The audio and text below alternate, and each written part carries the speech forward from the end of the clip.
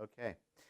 So today we're going to go over the use of the Aaton Super 16 camera here that is an XTR Prod. It's a camera that's available for all Hopkins and MICA students for checkout as long as they've been approved of use. The basic beginning steps are to understand how the camera fits into the camera package fits into these three cases, which are all part of the Aaton system. You have two anvil cases, which are that hold the lens and one magazine and other accessories, and then you have a case, heavier case, smaller but heavier, which has the camera body and two other magazines. One of the important things about this system is you've got to make sure you pack the cases specifically the way you find the camera and extra accessories when you open up the cases. They don't fit any other way. And there's potential for damage unless you pack them properly. So basically, let's look at the camera body.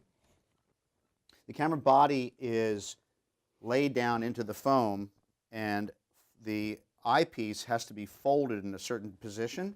So you can see how this lays in comfortably like that. You can lift up the camera with this little unit here, which is the video tap. It's safe to hold the camera with it, but there's a handle also which you want to make sure that you are using whenever you're moving the camera around. The eyepiece basically bends around and bends back for you to use as part of the function of the camera. But when you're packing it, you've got to make sure it goes around and then slides down and just goes in like this. You can even, actually you don't want to have it up, you want to turn this way so that it's down. That's it. Okay? The two magazines sit with the spring-loaded pressure plate and the narrower end up towards the top of the case. They both fit there. And then we have accessories in this little compartment, which one is an extension eyepiece and the other feels like, we don't know until we open the bag, an extra battery. Okay? So that is this case, plus remember there are two other important items. The rods, which you're going to need for building the camera body, and then some Allen wrenches and some extra rods. So that's this case. The next case over here has in it a third magazine, okay, also with the pressure plate towards the handle of the case, a hand grip which will be part of your setup when you have the rods, and then a cable for your zoom control, which is called a Microforce zoom control, which is hopefully in this bag right here. That's your Microforce zoom control. And then lastly, you have other accessories. In this case, this is going to be probably a doubler lens adapter for the zoom lens. Lastly, in this case, we have the actual zoom lens, which is, I keep things wrapped up in this, these little bubble wrap bags just to keep the foam, which is deteriorating unfortunately, from getting onto the valuable components. So always wrap up your lenses and valuable accessories in these little bags before you put them in the case. Here's your lens with the motor attached, and I'll show you how that all works in a minute. Now we're going to look at the last case in the three-case kit, which is a Pelican case, which has in it important accessories. One, it has your clapper slate, which you'll be wanting to work with if you're doing sound, sync sound, because this system's double system where the camera runs film at 24 frames per second, and you have to have an audio recorder separate running audio, and you use the clapper slate to get your sync mark.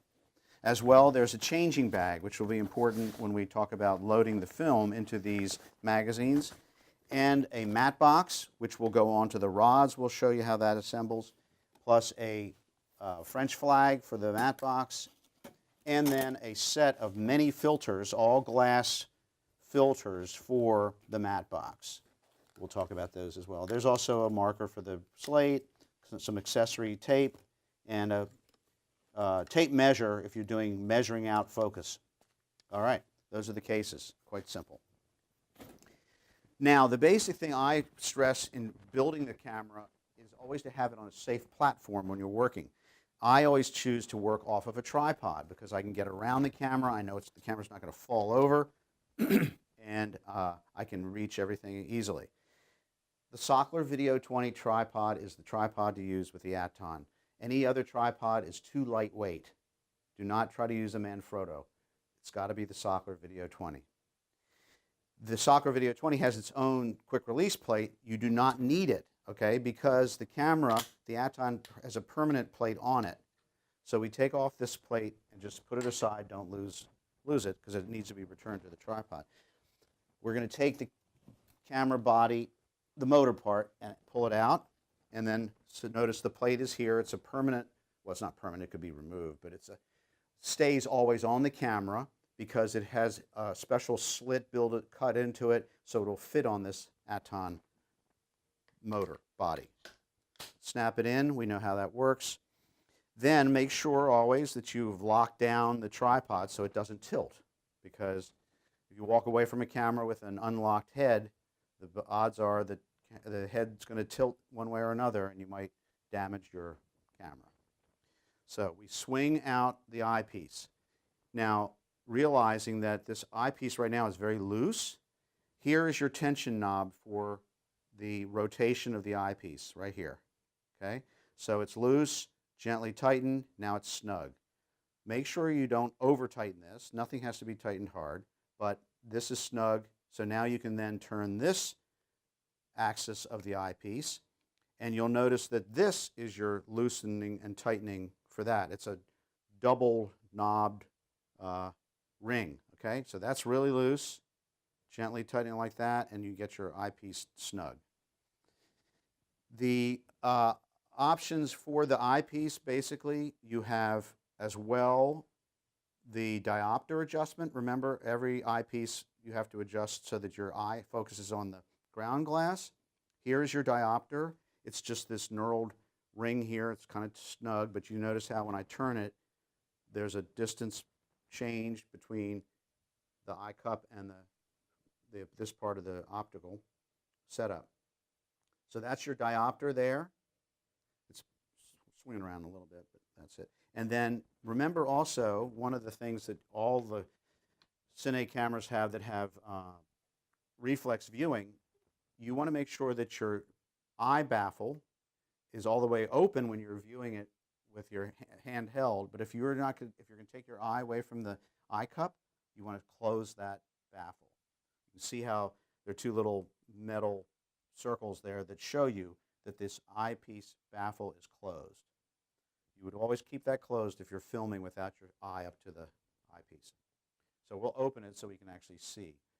And how do you focus it, know that it's focused for your eye? Okay, the best system for any kind of optical diopter adjustment is to take the lens off and just get light to come through the open gate.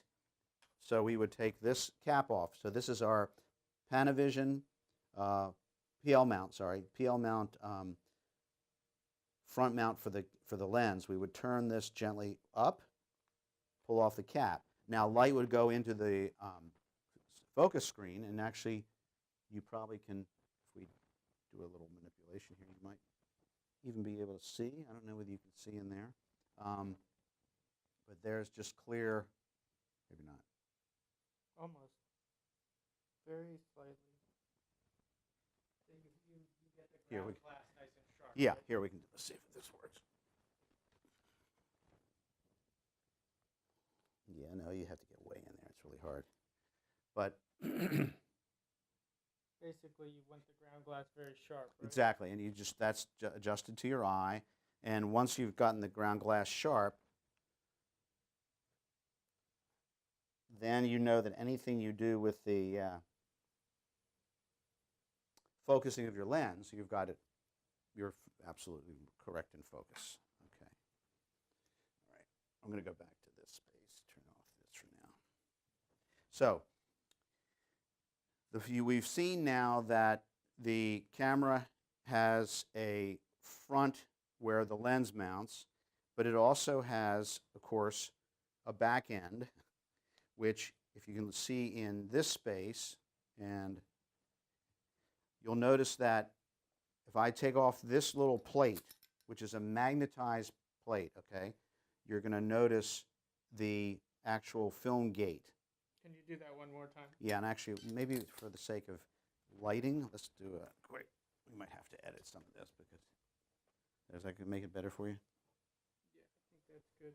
Okay, so we take off this magnetic plate, and you'll see inside here is your actual film gate, and you'll also notice that within that film gate, there's your claw right there. Here's your gate, Super 16 widescreen gate, and these are two rails which kind of keep the film steady through the gate, okay?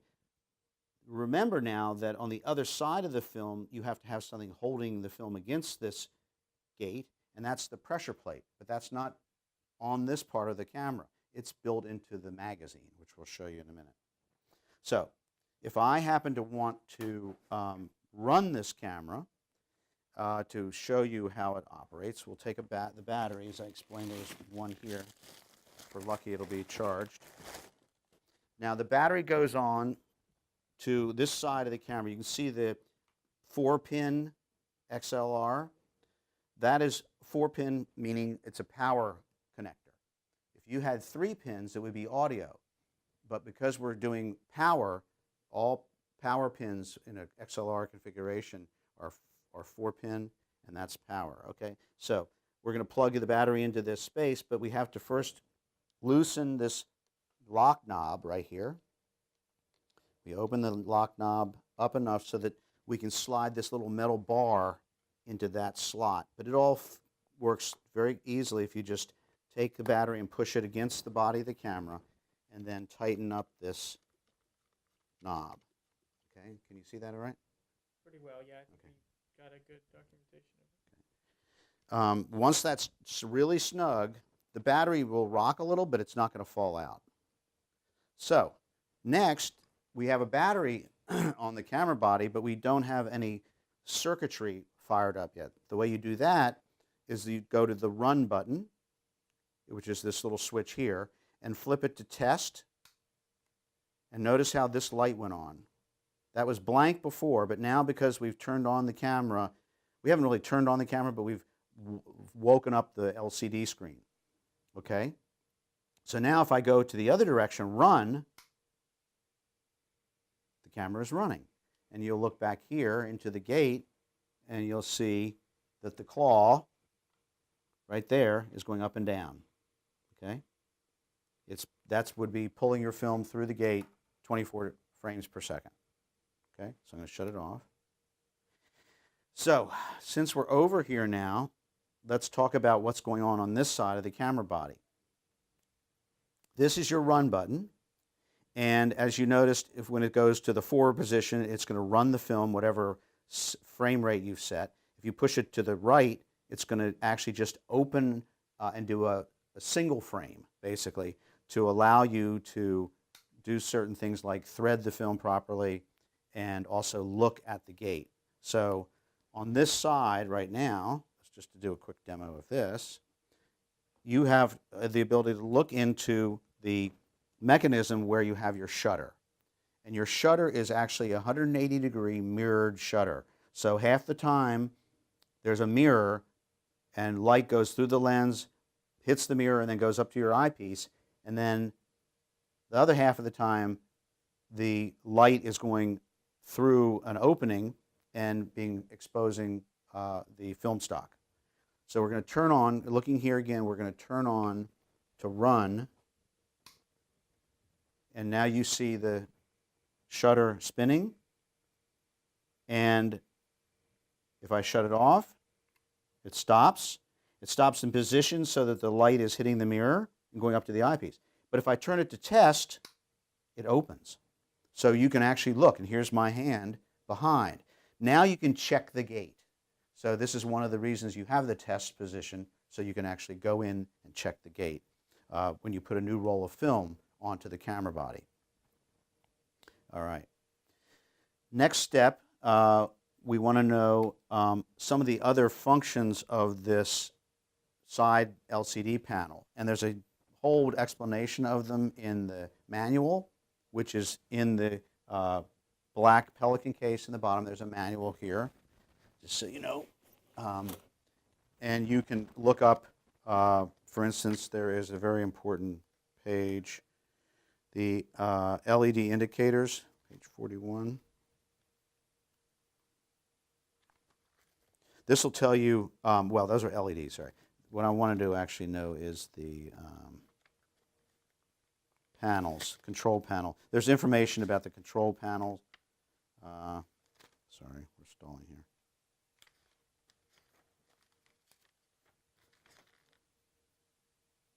Well, here it is. LCD control panel quick reference. So this will tell you all the information you can get on that LCD screen. But you're going to basically want to go rest the bottom of the mag right here at this part of the body. Slide that in. You'll notice that that's going into the right place. And then just notice here at the top, you just want to tilt this down so that you're snapping yourself straight in, and that's how it goes in. You'll notice that this little thing clipped. So the magazine, don't walk away unless you make sure it's in, but now the magazine is attached properly. But I don't do it as, here I'm going to switch sides with you. I usually don't do it so haphazardly. I basically take my finger there, my thumb there, pull this out. And if I want to put it on, you don't have to worry. You just bang, you can actually literally snap it in there. Don't worry if it bumps a little bit. It's not like the lens that you have to be super careful. The magazines are meant to kind of like pop on. So it's on. Now the camera is still not balanced right, but we're not going to get to that for another second. I'll just lock that down. So the next thing we want to build out is the matte box and the rods. Okay? So we'll take 4 rods, which are here in this case. These are the 4 for working the camera. And then if you come back over here again, Jimmy, there you'll notice that there's a place to put the rods right in front.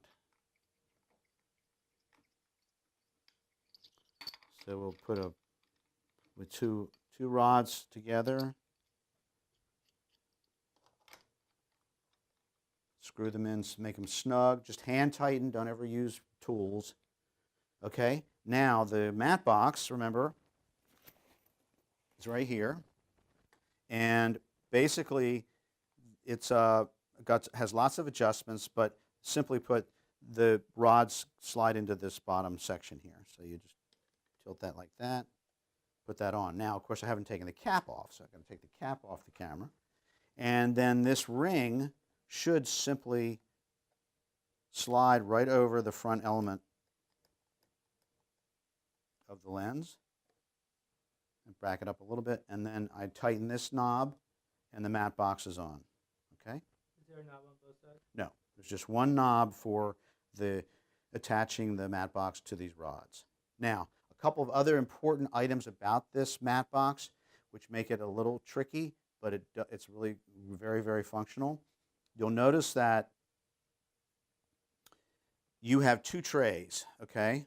And one of the trays turns, and it is this back one. So this whole area will turn so that when you're using a polarizing filter, you can turn the polarizing filter to get the proper setting. Because if you've worked with polarizing filters, you know you need to spin them. It's called a circular polarizer. Do we have polarizers? We have polarizers in the case, and they will go right into this tray, but you always want to use the back tray for the polarizer. Okay?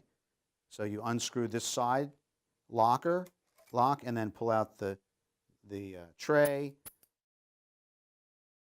Then, for the front tray, you can use something like a grad filter, which would allow you to slide this up and down, and you could make the right positioning of that filter for darkening the sky, for things, for instance. And I'm not going to get into all those things. That's a separate class. This is also the position where you would put, let's say, a color correction filter, like a number 85 filter if you were working with color film and you were using tungsten balance film and needed to shoot out in daylight. You would have to use what's called a number 85 filter, which will compensate for the color correction necessary. It turns out right now it looks like one of the this little lock knob is missing from this front filter.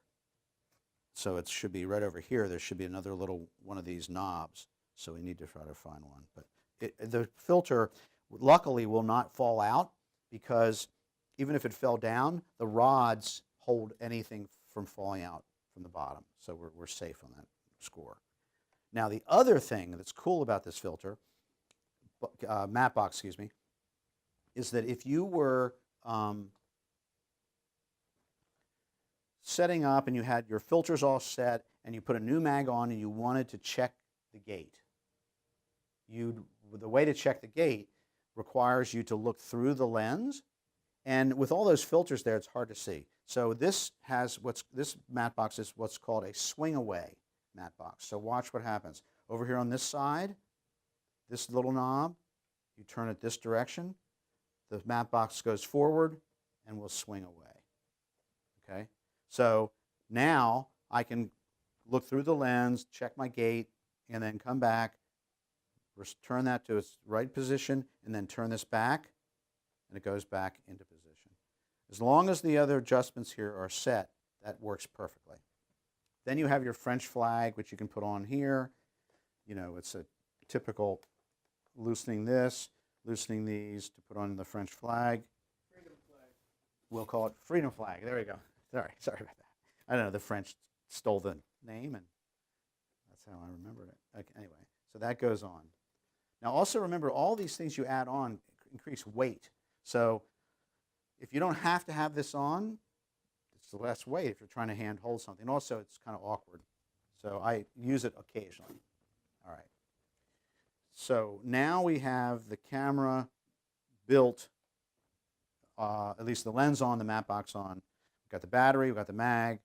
Now we want to see how the variable zoom control works. All right?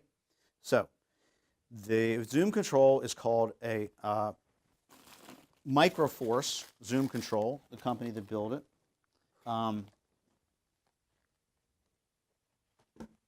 So it requires a cable, and it requires the actual operating unit.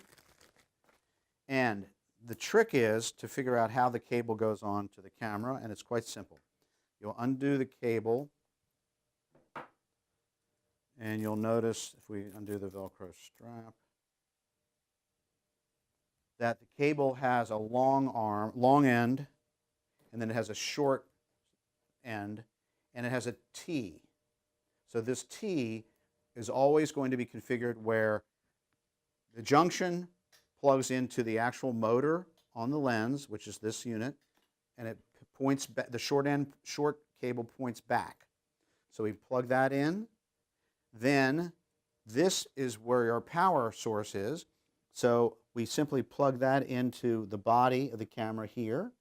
And you'll notice that there are little red dots, but they're kind of faded. So the pin only goes in one way, plug goes in one way. These plugs are called LEMO plugs, and they're very important. They only go on and off a certain way. They plug on simply, but to pull this off, you can't just pull it out. You have to gently take the barrel here, give it a little bit. See how it moves a little bit? Can you get a macro shot of that? See how that's moving a little bit? Yeah. Then it'll come out. It's a locked barrel, okay? So if you don't pull this back first, it won't come out. Just be really gentle, but it will come out. This one's a little funkier. You kind of have to go like this, and then it comes out. Okay, it's very subtle, but it does lock. So don't force it. The long end, of course, goes into your controller.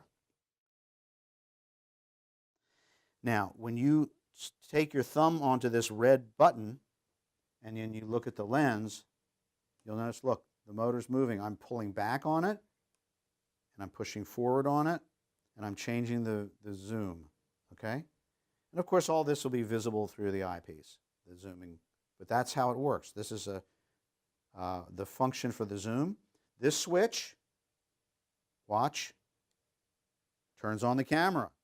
So you know the camera's running in sync when the green light is on, but the red light is not on. If the red light were blinking, like blinking, that would mean you were not in sync. This light is yellow, though. Okay. It was green many years ago. Sorry. It doesn't mean something. If it's No. If it's on, that light, the yellow light on is good. Okay. It was green. I'm sorry. We'll have to paint it with something, make it green. But the important reason I tell you about this handle is that what if somebody bumped it, and you walk away from the camera? You can't really hear that this camera's running. It's so quiet. So I have run many feet of a wall because somebody bumped the Microforce and switched it on. You don't have the same problem with the switch on the side of the camera because it's very physical. This is such a tiny little switch. So just be really careful about that switch.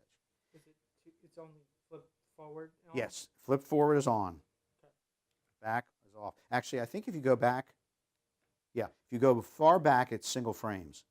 Oh, that's nice. Yeah, single. That's cool. Yeah, single frame. Okay. Now, the other important thing about this is that it's a variable control. You'll notice back here there's a dial. And right now it's about 8. And the short needle is at 8. If I turn this like to 9, the zoom goes faster. If I turn it to 9.5, the zoom goes really fast. Okay? So this is your speed control for the zoom. Once you go past 8 or 7, it doesn't move at all. Show it one more time. Yeah. And just sort of talk about the differences of the. Yeah. Hold on. I'm just focusing. There we go. Okay. The handle has a little adjustable knob in the rear, and it's like a clock, or it has numbers. Around between 8 and 9, you have the general range of speed variability for the zoom control. Once you get up to 9.5, you go very fast with the zoom. If you go to the other direction past like 7.5, the zoom is so slow you can hardly make it move. So if you happen to find that the thing's not working, it's maybe because this knob got bumped to 6 or 5. So right now, you see it just started to move but didn't. If I go to 7, just real slow. But I keep it around 8 so that I can do a decent speed zoom. The other thing to remember is this toggle has sensitivity. So if I touch it gently, see how it's moving? I'm just showing you by the gear. See how it's moving slowly, but if I push it harder, it goes faster. So you can have variability with the button for the zoom. Okay? As with most zoom controls. Okay. Now, what's going on? I can't hold this anywhere. Now, normally, if we have a professional tripod, there's usually an attachment for this little quick release part of the Microforce, but we don't have one for the tripod. So we have to find another way to mount this with the camera, and that requires using our hand grip. This is the next thing to learn, okay? This hand grip was custom made by the guys who we bought the camera from, Chesapeake Camera, which no longer exists. But you'll notice that right here on one side is the proper mounting unit for this Microforce. So the Microforce is on the right. It's the only way it works, really. So I would then notice that if we have a rubber hand grip for the left, we want to attach this to the rods. The nice thing about this system is that you don't have to take the mat box off to put the hand grip on, because if you notice here, there is a knob that will loosen, and this is now really loose. If you go down and just bring this up underneath the rods, and then put your hand and push that red knob in,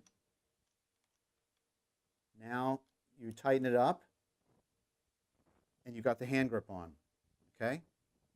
Then you can take your variable microforce controller and go up into the little slot here, and then tighten. Okay, now don't over tighten anything. Then I take my cable, and I just take a little bit of the Velcro here and hook it to the camera handle. Okay, so now you have your controller, you have your system all set up. So what are we going to do? We're going to put this camera on my shoulder because that's why it was built this way, so you can have a hand hold the camera. So I will take the handle, and then I'll release the sockler plate. I'll bring this up, put this on my shoulder, and now I have a fully functional handheld Aaton ready to shoot. Is the plate uncomfortable on your shoulder? Everything's uncomfortable on the shoulder. It's a very solid, hard surface. Some people use a little pad. It's not going to be any better to take the sockler plate off. It's just, So leave it on. yeah, leave it on, yeah. Then you can adjust your eyepiece position, and then you can do your zooming out, and there's Jimmy. Nice shot.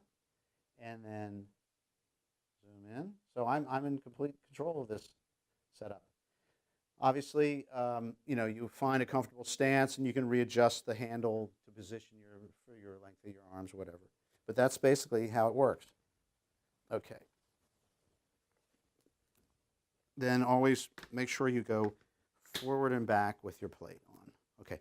Then if we're Seems like it's pretty easy to clip it back onto the tripod. Oh, absolutely. Yeah, yeah. That's the great thing about a sockler plate. Okay. Another thing to do is make sure now, since we are all rigged out, that we balance the camera. But fact is, there's no film in the camera, so I should load a roll of film first, and then I can balance the camera on the tripod. If you're doing the balancing, basically what I do is I loosen this, and then I also go with the sockler, and I turn this ring to 0. So now I can feel the weight, and I'll just put it forward. So you actually put it all the way forward seems to be a pretty safe balance. So then I would lock that, and then go back to like 3 or 4 with this. Yeah, now we're safe. So that's pretty well balanced. You're using the numbers along the plate to adjust the... Yeah, this is the balance adjustment for the plate, which, obviously, and you release it. Let's see here. Let's do this. You release that plate here. So now, see, it'll slide back. And it turns out that going all the way to 0 is the best balance for this camera. So in terms of balancing, basically you're balancing it on one fulcrum, right? Yeah, yeah, exactly. Front to back. Yeah, exactly. Yeah, because left and right is not balanced. That's ball level. That's leveling. Okay. All right. So now let's talk about the magazine, because without film in the camera, you're not going to get very far with making a movie. Okay. So all over here, I have kind of laid out a little bit of a display of what's going on, and this is available for everybody, and maybe we'll put it on the website. So now we're going to take a film magazine and demonstrate loading of the film magazine. As I explained, this design of this magazine is coaxial, which means that there actually is an axis and there's film that is fed into the area where the film is exposed, and then take up on the other side of this magazine, which makes it to be much more compact than older magazines, which were film was fed from one part and then take up was at another part behind, so it was a much bigger piece of metal. This is much more compact. One of the cool things about the magazine is that it also has built into it the pressure plate. See that here? These two pieces are part of the pressure plate, which goes up against the gate and keeps the film firm for each exposure.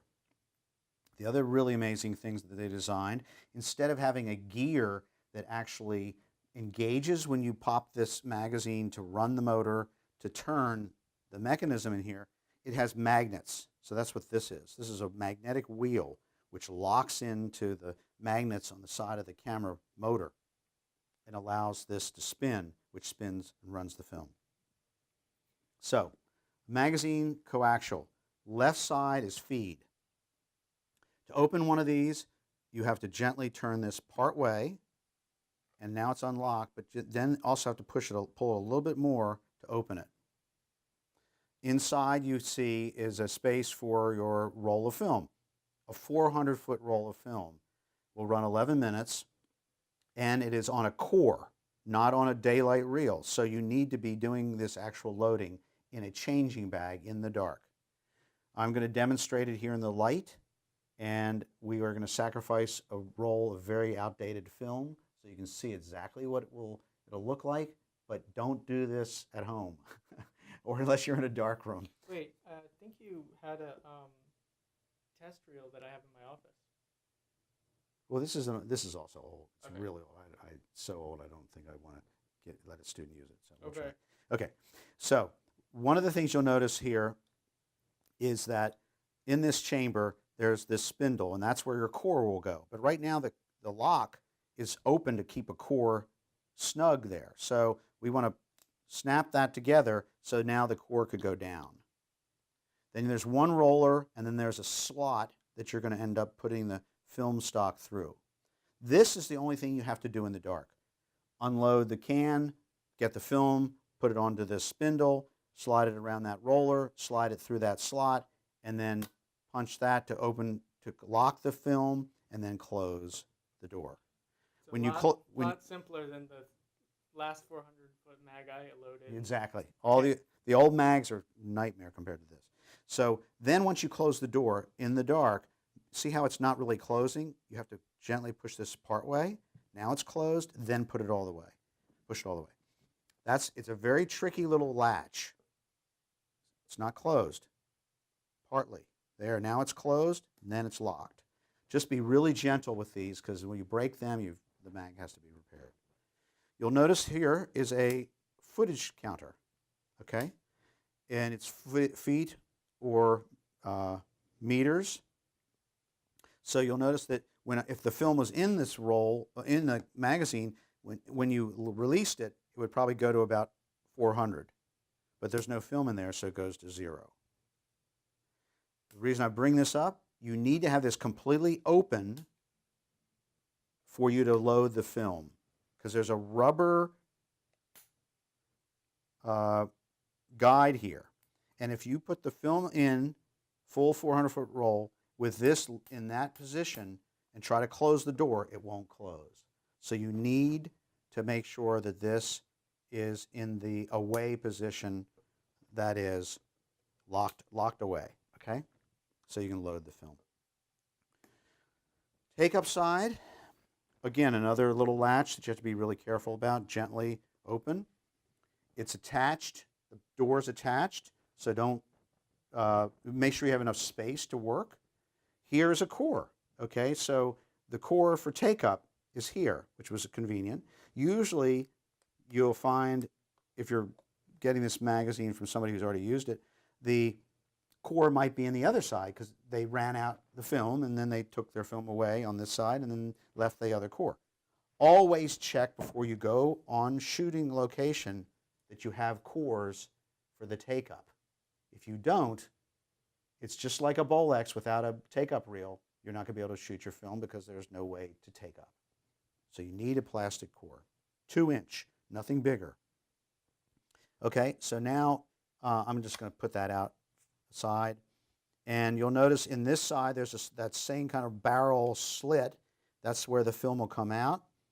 You're going to thread it through there are 2 little gaps here. I'll show you them in a second.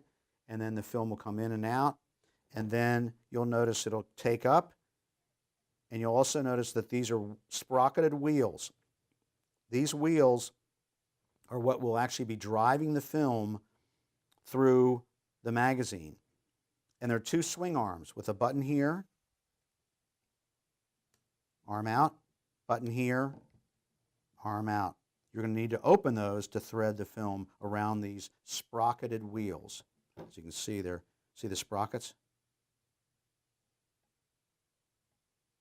They're going to catch into the sprocket holes and allow the film to move. Okay, so I'm going to close those for now and close this for now. And then as you see here, the threading diagram, and then here's your threading for the take-up. That'll be available for you all to check when you experiment. And I always recommend you test your, do a dummy roll of film before you go out in the field and go into the changing bag. Okay, so here's how it goes. What I usually do, actually, is I would take a can of dust off, which I think I may have here. Hold a second.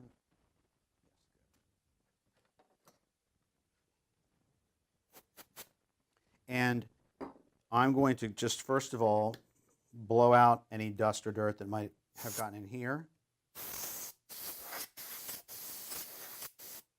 Okay, then I would gently close this but not lock it. Then I would slide this into the changing bag, which I'll show you in a minute. Or actually, maybe I'll show you now.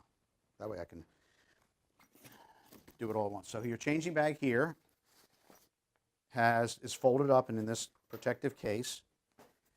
You open it up, and you'll notice it has two arms which are elastic banded in holes that you go into, and then you fold it open some more, and you have two zippers.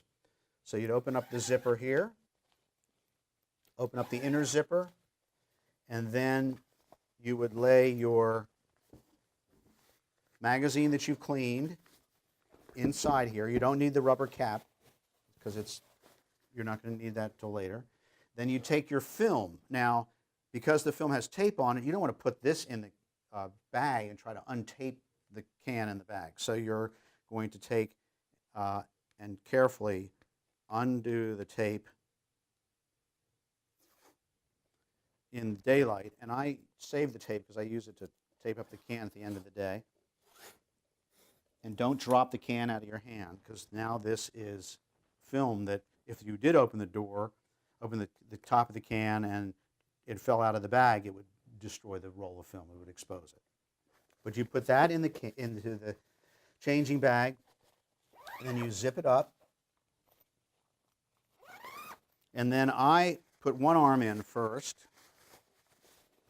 and then I take the other arm, because there's no air in here and I need space. I open up using my hand, I get air into this bag. You're not getting, nothing's going to be exposed to light yet because you still have the can of film closed. But you see how I'm getting air in there? Look at that, there's a tent. Basically, some of these changing bags are built as tents, but this one isn't. So now I get my other arm in here, and now I can load the film totally safe in this portable darkroom. When I'm done for the day or shooting many mags, what I do is, if I've shot a roll, I take the magazine that has exposed film in it, and I still can clean the take-up side. Clean the feed side of the roll, because there's nothing in the feed side. It's all been shot.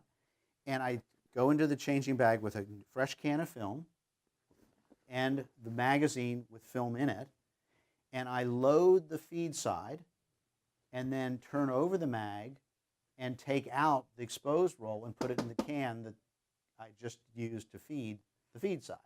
So you don't have to go in and out of the bag twice to change over. All right? That's the logic of having a changing bag and being organized. Okay, so but for now, I'm simply going to load a roll. And to load the roll, since I can't show you in the changing bag, I'm going to demonstrate it outside. Now, of course, you have your film. I'm going to put this much nicer surface here. So that is what you'd have in your changing bag. And what I do in the dark, I take the can fold it over and lock it in place there. Now, don't ever do this because I'm ruining a roll of film, but it's an old roll. This is the black bag that the film is in, and there's your roll of film. And it's on the core, and it has a Kodak label on it. And you want to take the tape, figure out which end is which, and take the tape off, and tape the tape to the can immediately. You do not want to lose that tape in the changing bag. What if it got into here accidentally? It would totally gum up the works, and probably you'd have a jam of film, and it'd be a nightmare. So just make sure you keep track of that tape. So then you find the roll and feel which way is clockwise the feeding of the film. Notice the film is coming off clockwise, and the tip of the film is here. Then you're going to go here and you'll feel, uh-oh, I didn't close those. So I got to close those first so that there's no, so the core will go down on the spindle, okay? Then I go and I feel here, and in the dark, I've got to drop this down and make sure it's flat. Now, once it's done, push the buttons, and then you'll notice that it's solid. In the dark, I'm feeling the film, and I find the roller, and I go on the outside of that roller, and then the weird thing is you have to kind of bend the film, not this way, but you want to bend the film. It's emulsion up. You won't be able to see it's emulsion up, but you want to bend the film so that it goes into this little slit. Okay? So it's push, push, push, and push several inches till it maybe hangs up on the other side of the magazine. Okay? Now, the key to closing this now is, what if this was like this, which can happen in the dark. And you go like this. You're going to break the film and be screwed up. So make sure you hold your thumb, tighten this so that there's no slack, and feel around, and then gently close the door. Feel around. Make sure you don't have any film trapped. Then close it. Now, in the dark, I also flip the footage counter so that now I know never open this side because there's film in it. Okay? Now, I can unzip the changing bag. Actually, wait. If I were changing over a roll of film now, what I would do in the bag still is I would unload this, open this door, and take the exposed roll out, put it in the can, like I said, use the tape, and close that up. Okay? Then you've unloaded the exposed side. In this case, I didn't have anything exposed.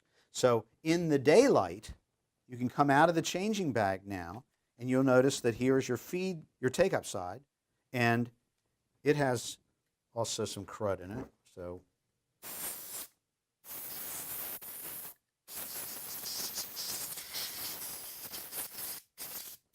we want this clean as well, because realize the unexposed film is going to come through here and then be exposed here and then be taking up in here.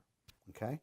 So here's the threading procedure. You go below this roller, and you can do all this in the daylight. You don't have to be in the dark to do this. And then I go and take the tip of the film and I slide it right in there. And then I'll open up this arm, put the film in that direction, and then engage the sprocket hole in the sprocket. And now I've got, and I can actually turn this with my finger, and nothing's jamming, so that's good. Then I'll take this and I'll slide this tip into, there's a little, just below this silver rod is another slit. And of course this all requires just practice. And here's your take up. Now I generally make a guess of how big this loop should be, because this is critical when you're running the film in the camera. You can't have this tight.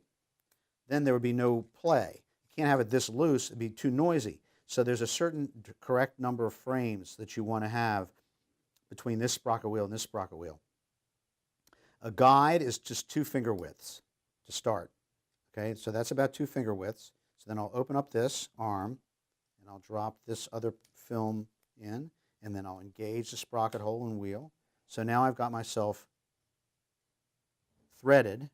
Then I go below this roller, very critical. You go below this roller. It's all in this threading diagram. And then you take your core, and there's a pin here. Make sure that when you put this core down that the pin engages so that the core won't spin. Then you'll notice you don't want to use tape on the end of this. I simply fold over the tip of the film and put it in the slit. And notice I've angled the slit so that I can fold over, and I am turning, and I'm winding several wraps of the film. Why no tape? Because when the lab runs this through, they do not want tape gumming up the end of their rolls.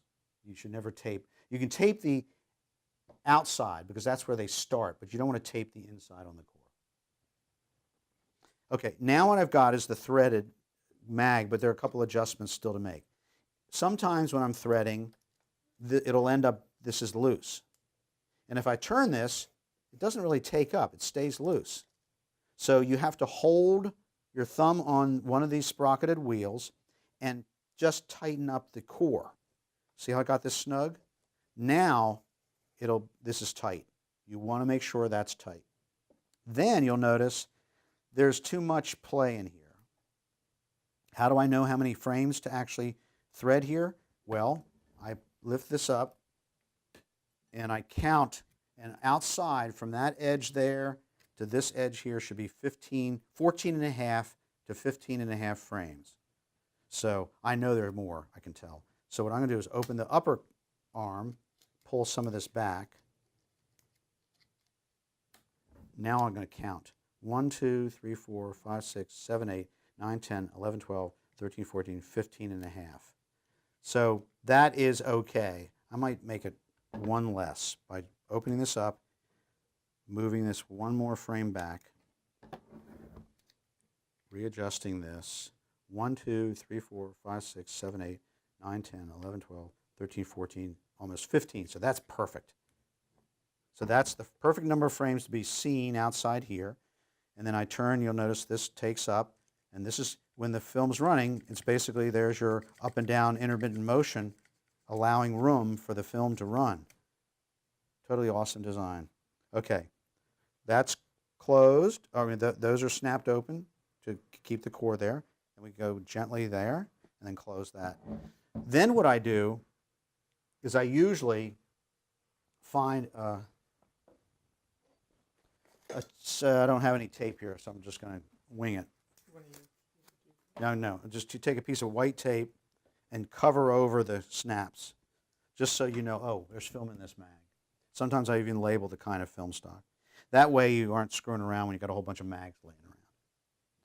And then while you're waiting to give this to the camera operator, you just can put the rubber cap on, and this is safe to travel with. You can leave film in the mags for days if you're on a long shoot. All right, so that's the magazine loading, unloading. We had just finished loading, and remember the feed side here is full of 400 feet of film, and the take-up side has a little bit of film that we have to use for threading. We will take off the rubber protecting cap, and we will remove the mag that's on the camera now. Remember, using this little latch, push it towards the lens, pull the mag off, and this mag is off. Now, before I go and put a new mag on, I always clean out the gate, and one way to do it is to carefully use some of the compressed air and just blow in there. And if you really see problems, you can use what's called an orange stick, which is a tiny little piece of wood, which is safe to use on the metal. Don't do anything like use a pen point or any other metal, but wood is okay. Then, to put the mag on, I am going to actually have to center the loop. So if I pulled the film out all the way and then gently dropped it back straight towards this back of the pressure plate, that would be centering the loop. Another option is to pull all the way down and then move it 2 frames up. What does it mean to center the loop? Well, you want to make sure that the loop on the top and the loop on the bottom are exactly even. You don't want to have the film loaded with the loop here be really big and the loop here be tiny. Oh, Otherwise, the arc of the loop. yes. Oh, okay. Yeah. So I'm going to go either up or down and then back 2 frames, and that's another way of doing the centering that. Then all I do is simply pop the the magazine on, and I'm ready to roll? No, because I have to do one really important thing. Engage the claw in the sprocket hole that is by the pressure plate. The way we do that is to turn the camera button to test. And if you listen carefully, you'll hear one click. That is the claw engaging in the sprocket hole. Now, how do you know it worked? Because now we're going to go to run, and everything sounds good. There's no clattering. It's very quiet, and the yellow light goes on. Turn it on one more time. Yellow light stays on, red light goes off. It flashes red for just a moment. Yes, that's just getting it up to speed. So if there was an issue and it wasn't running sync, yes, it would give us a red light. Correct. We would know because we'd see red. Correct. And then we'd need to diagnose the problem. Correct. What would you do if you got a red light? If I got a red light, I'd first check and make sure the battery was fully up to voltage. If I put a new battery on and still had the problem, I would then take the mag off and go into the changing bag and check the threading, because there could be something dragging the material, so that the film, so that it wasn't running at speed.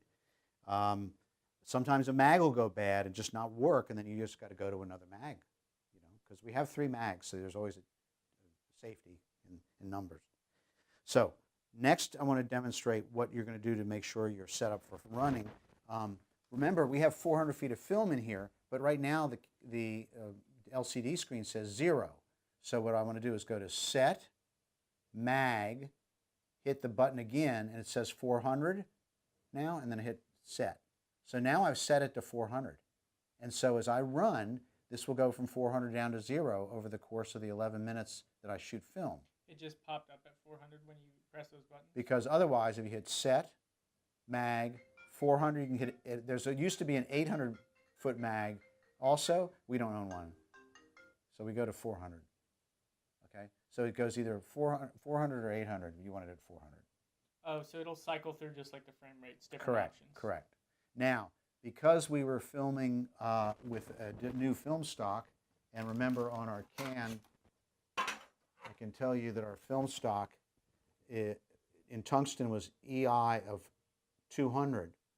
We want to make sure that our ASA, which is the same as EI or ISO, is also set at 200. Now, realize also that if you use a filter, you don't have to change the setting of the EI in this camera, because the filter is in front of the meter. So all you have to do is set the EI or ASA for the film stock, no matter whether you use filters or not, because the meter will always compensate for the filters in terms of exposure. Okay, so we're going to set ISO, and it happens to be at 200, but let's say it was at 250 or 320 or 400. This meter goes up to 800 ISO. Oh, 1,000, sorry. Or down to 25. We're going to go back to 200 and then hit set. Do you use the internal meter when you're Definitely. shooting with this Yeah. I mean, I always use an external meter, but I always double check with the internal. Yeah. Now, right now we are set at sync speed, right? So if I wanted to change that, though, I could go up to, let's say, 36 and hit set. Now listen to the difference. Higher pitch. Higher pitch, because we're going faster. Go up to 75.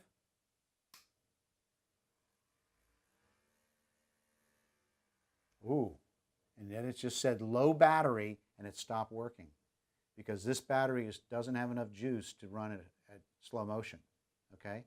So that's something you should test if you're ever working with slow motion. You want to make sure your batteries are fully charged. Out of curiosity, if I just hit this button, ISO battery, it says the battery is at 12.5 volts, but it's not enough to run at slow motion. So let's go back to our speed, sorry, and we're going to change it back to 24 and see if it'll still run at 24. Yep, it's running fine at 24. And if it wasn't running at speed, the red light would start to blink here. Okay? And we've shot already 15 feet just playing around. Okay? Now, a couple other things that we want to do. We've run a lot of film off, but we also, before we do a full, really or seriously shooting, we want to check the gate. Okay?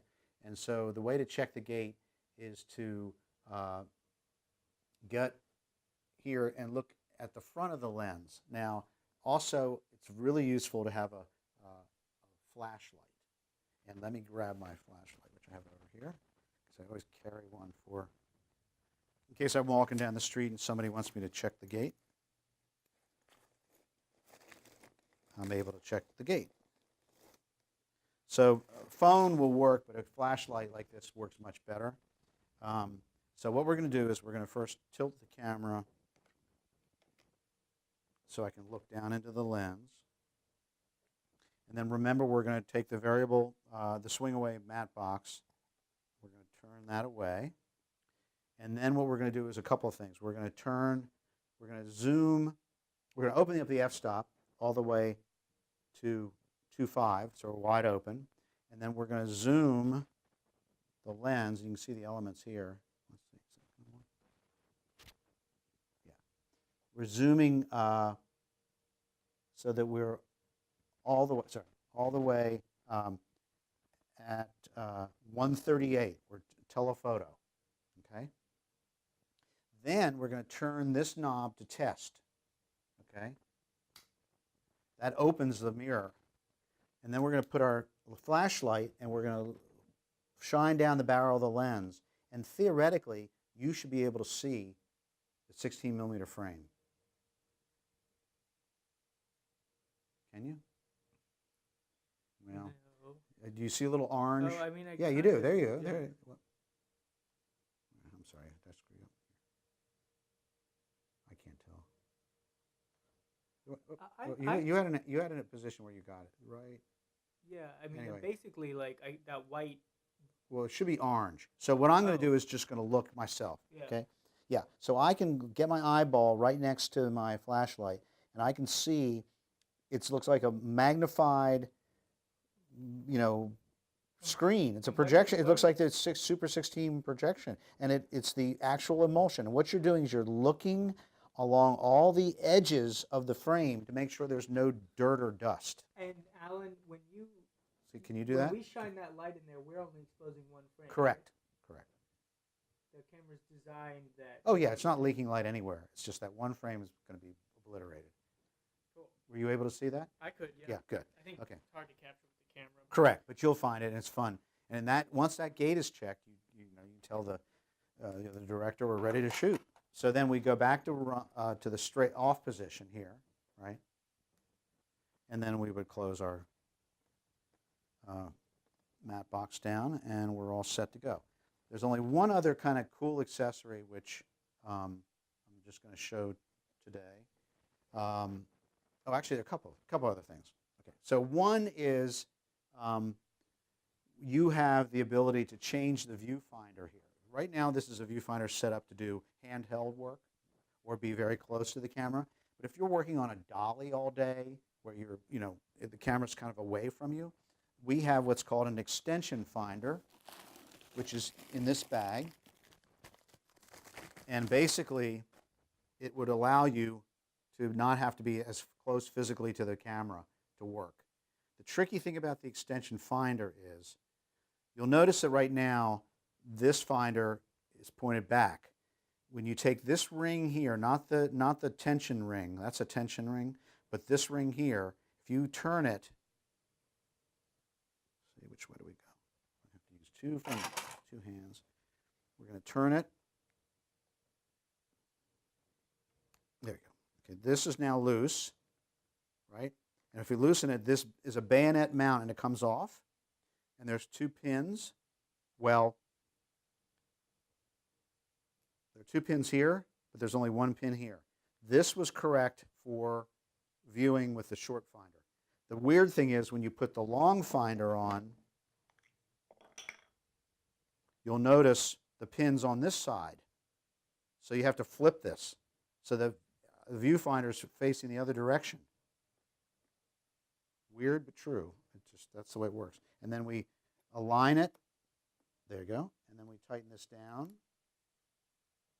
And then we swing it around like this. And now we have the finder here. Now it's heavy, right? So now this is where you want to tighten this up. So now it's set. So now we look through here, and we would adjust our diopter, right? There's a diopter for this. And there's actually even a zoom. I think a zoom. Yeah, there's a zoom for this variable viewfinder. Then, the other cool thing about this camera is that it has a video tap, which means that you can get a video signal which allows you to see the frame before the film is exposed, because there's a beam splitter right near the mirror that takes some of the light, not any of the light's exposed to the film, but some of the light that would be bouncing up into your eyepiece, and it bounces it into this unit here. So this is your video assist. So it says video sync assist. When you use it, it drains these batteries quite fast. So don't use it unless you really need it. The way you turn it on, simply hit the red button once. When the green light is on, it is draining your battery. It's all built into the system. There is a BNC out right here, typical, and it goes into a normal NTSC standard definition video monitor, not high definition, not SDI. That's lightweight that can go out on location? Yeah, absolutely. We have some of those little monitors which run off of Anton Bauer batteries have the regular video in, and that's what this signal is. Now, which we're going to use on our shoot. Plugged in and ready to go. Yeah. But we don't have this light on. It's not draining. Correct. So you could get everything set up. We could Then rehearse, turn this we could on flip for it the I shot. could take a look and then, Exactly. Okay, cool. That's what we would do. Then, if you were really crazy, while you're filming, you could also videotape. If you wanted a scratch visual track of what you've got. Kind of cool. Yeah, you could do that. Okay, but I would never use it for real video because it's going to. This is a. It could be cool because we're not going to have dailies. Correct. But I mean, it would be some kind of way to Yes. get a sense of what we That's did. true. You could do. That would You be could do that. Interesting. Yeah. At least it is interesting. It's Yeah. something. We can try it. Now, the other thing about the video tap is that there is a iris for it. That's what this little arm is here. This is still part of the video tap here too. Depending upon whether you're indoors or outdoors and what kind of film stock you have, your f-stop's going to vary a lot. So this is a way for you to get proper exposure of the video image, okay, without affecting, changing the film image exposure, okay? So that's this little adjustment here. So it's not really a direct relationship to exposure, but more about framing. Yes, correct. Oh yeah. The video signal, don't ever rely on it for any measure of exposure. No. It's simply an image so you can see what's happening, what the camera operator is seeing through the lens, and if you wanted to make a record of it, you can make a record of it. Right. Okay. So other than that, those two accessories, the camera, and then also to turn this off, you have to push the red button and hold it down for like 3 seconds, and then the light should go out. Don't touch any of these white buttons because they're sort of adjusted correctly now, and I'd hate to get into somebody touching them. So these are like presets or something? Yeah, they're all presets for the different kinds of video signals that you could send out, but it's set for what we need. Okay? So that's pretty much the camera, the loading, the function. Can't think of anything else right now. Okay. Any problems? Give me a call.